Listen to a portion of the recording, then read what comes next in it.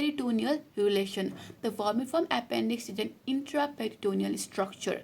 The appendix is suspended by a small triangular fold of peritoneum derived from the posterior, that is left layer of the mesentery of the ileum. It is called as the mesentery of appendix or mesoappendix. This is again important. I think this again solves your next MCQ 2. So, vermiform appendix is an intraperitoneal structure. It is suspended by the small triangular fold of peritoneum, which is derived from the posterior or the left layer of the mesentery of the ileum.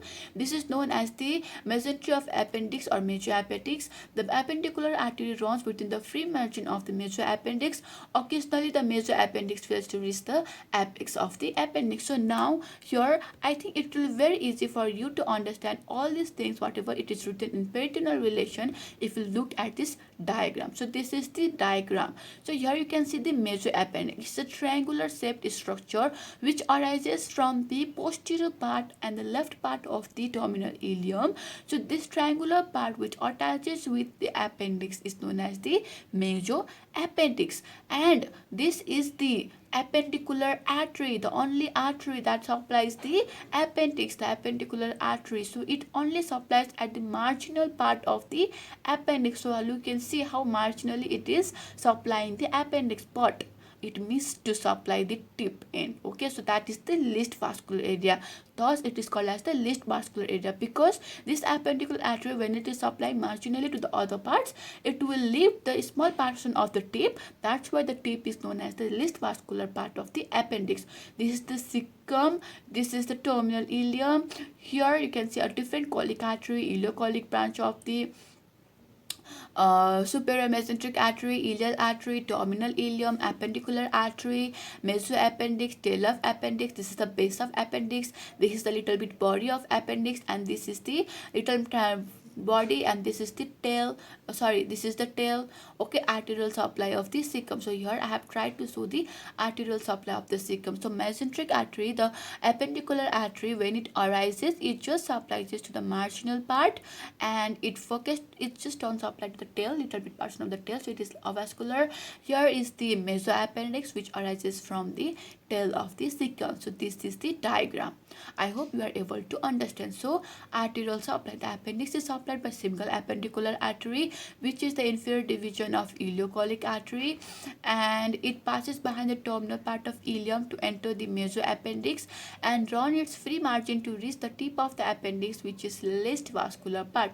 The appendicular artery is an end artery. So now next thing also you can see here is, when the mesoappendix is short, the appendicular artery rests directly on the appendicular wall near the tip of the appendix. Okay, so in this appendicitis, the part of the artery is affected and thrombosed, leading to gangrenous change in the tip, which may perforate. So what does this means is, when the mesoappendix is short, okay, so what happens in this previous picture, you can see here,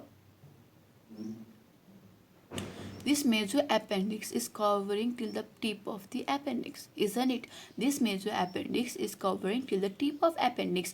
But if it becomes short and if it just reaches up to here, okay, in this point, okay, if it won't go up to there and it becomes short and it just reaches up to here, what happens? There is no any mesoappendix. Okay, there is no any mesoappendix there, and this the wall is total, you can just see is the wall of the tip of the appendix. Okay, there is a naked wall of the tip of the appendix, so there is no any peritoneal covering here. Okay, so you know what is mesoappendix, right? So we have already studied here. Is an the appendix is suspended by a small triangular fold of peritoneum divided from this layer, okay, which is known as a mesentery of appendix. So appendic artery run through within the free margin of this appendicular artery. But what happens is that since this is running here and it just ends here, so this artery, which is directly supplying to the naked, okay, wall of the tip of the appendix, if by chance, okay, this tip of the appendix, okay, gets infected, okay, affected or injured or during the appendicitis, this artery is also affected and gets thrombosed. Okay, when artery gets affected and thrombosed, it leads to gangrenous change in the tip, which may perforate. So it leads to gangrenous change in the tip. You can see some black color, black color thing in the tip, and it will later on perforate. So this is the thing. So if you see in the pictures, you can get into lots of books. There you can see in the tip of the artery sometimes there is this blackish gangrenous necrosis happening. Why it is happening? It usually happens when the appendix, major appendix is short, and this artery is directly touching the tip of the tip of the appendix. Another time, whenever there is appendicitis, the artery will also get attached, and when artery will also get attached, artery is also getting affected, it will get thrombosed, and it will lead to the gangrenous change in the tip, which may perforate. This is the second important part. Okay, so now moving on, venous drainage. It drains into the superior mesenteric vein, which drains into the portal vein. Lymphatic drainage, okay, into ileocholic lymph nodes. Sorry here, ileocholic lymph nodes directly or through the appendicular nodes in the major appendix, and nerve supply is by the T10 segment of the T10 segment by lesser splanchnic nerve and superior mesenteric plexus, and the sympathetic. So this is the reason, okay, this is the reason why the pain of appendicitis is reversed in the umbilical region, and the parasympathetic nerve supply is derived both from the vagus nerve. So you need to know venous drainage, lymphatic drainage, and nerve supply also. This is also important. The sympathetic nerve supply, which is important, which carries the pain sensations from the appendix, is derived from the T10 spinal segment via lesser splanchnic nerve and superior mesenteric plexus. For this region, the pain of the appendicitis is referred to the umbilical region, because these are found near to the umbilical regions, and these are carrying the signal. That's why the pain of appendicitis is noticed near that, and the parasympathetic supply is by the vagus nerve.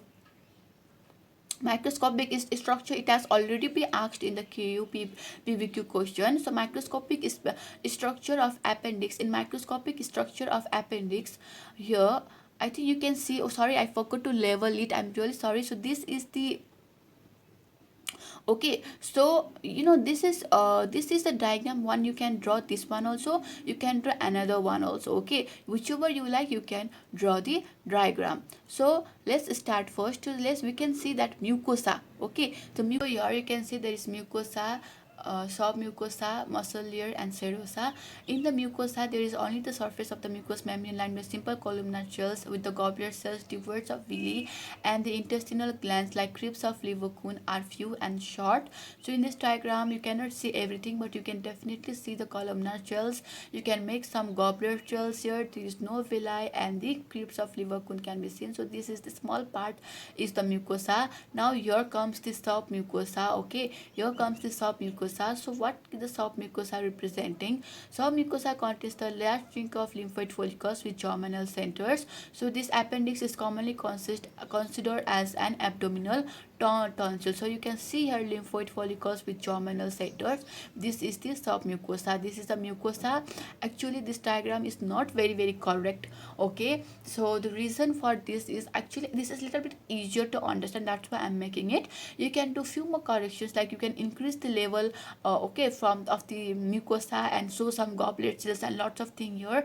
Then you can start the submucosa with the lymphatic lymph nodes with germinal centers, which is known as abdominal tonsils. Now you can see here muscular layer. So definitely you must have understood that it is the muscular layer, okay. So this is the muscle layer. It consists of outer longitudinal and inner circular layers of smooth muscles, and then serosa, which is made up of the visceral peritoneum, and then there is the serosa, which is made up of the visceral peritoneum. This is the serosa. So mucosa, submucosa, and this part is the muscle layer, and this one is the submucosa.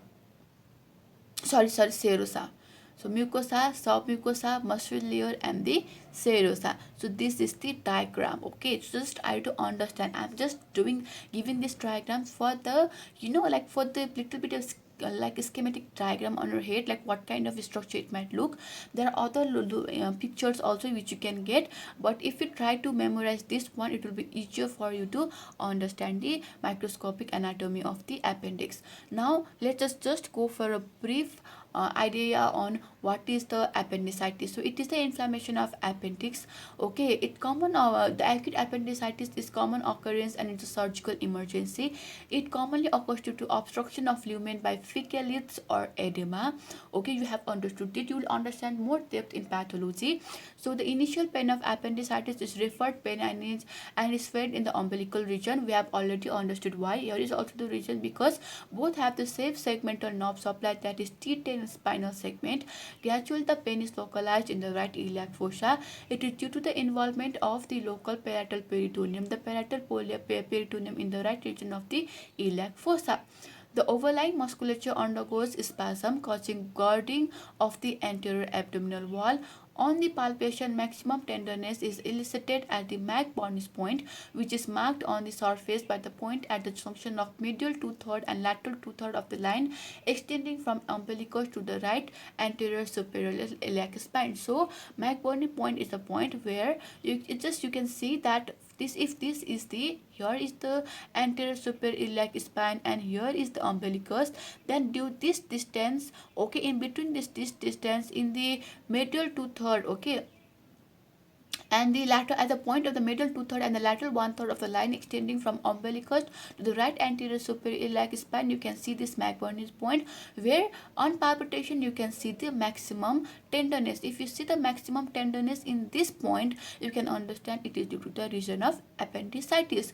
For the appendicitis, we undergo two different types of tests, that is Schwartz test in appendicitis and obturator test in appendicitis. Both are the muscles. So when the appendix is retrosacral in position, it lies on and irritates the right psoas major when inflamed. Okay, the forced extension of the right thigh in such patient causes the increase in pain in the right iliac fossa. So you can check yourself also. So when you extend, okay, but in patient, okay, which are suffering from appendicitis, so in the retrosacral position, it lies on and irritates the right psoas major. That's why you will have the pain in the right iliac fossa. Whereas in obturator test in appendicitis, the appendix in the pelvic position usually. Yet the obturator test in appendicitis, it may irritate the obturator internal muscles. So the flexion and medial rotation of the right thigh on the abdomen causes the pain in the lower abdomen. So it causes the pain in the lower abdomen. So these are the two types of tests. Please you have to study by yourself also. Once you will go through this slide, I can bet that you don't need any other thing to learn about appendicitis. I have tried my best to include all the information. So appendectomy is the incision of the appendix. Incision for appendectomy is purely based on the anatomy of the anterior abdominal wall. A gradient means a pipe shaped of cross beam. Incision is given. Incision is given at right angle to the spinal umbilical line. Just you have to learn it, okay? In the right iliac fossa, the three flat muscles are split along the direction of the fibers. The fascia transversalis and the parietal peritoneum are incised together. The appendix is delivered through wound and cord at its base and removed. Okay, so this is all. So you can just learn about it, you can get a concept about it. I'm not going on that because my video has already turned too long. So this was all about the appendix. Okay, this was all about the appendix. Now let's go and do some MCQs. Okay, let's go and do some MCQs, and let me also remind you few important points which we can learn here. This point, so if there is, so iliac spine here and this is the umbilicus, and in this length, okay, in this length you will get to see the McBurney's point. So iliac spine here and the superior iliac spine here and the umbilicus here. In between this point, okay, you can see the McBurney's point. I am not describing it in detail right now. So let's get into the MCQs.